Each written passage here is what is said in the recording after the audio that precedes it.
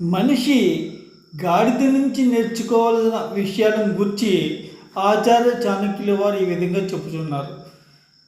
మనిషి ఏంటి గాడిద నుంచి నేర్చుకోవడం ఏమిటి అని అనుకోవచ్చు. కానీ గాడిదలో ఉన్న ఒక గొప్ప లక్షణం, ఎంత బరువైనా, ఎంత దూరమైనా, ఎంత అలసిపోయినా అలసటను భరిస్తూ గాడిద గమ్యస్థానానికి ఆ బరువును చేరుస్తుంది.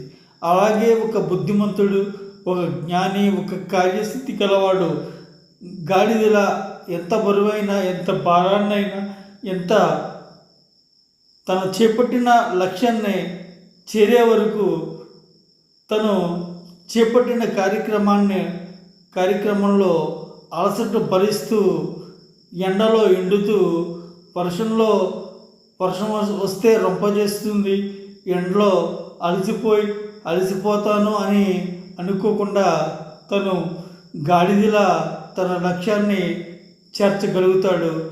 అదే గాడిద నుంచి ఒక బుద్ధిమంతుడు, ఒక విజ్ఞాని నేర్చుకోదగ్గ విషయమని ఆచార్య చాణక్యుల వారు చెబుతున్నారు.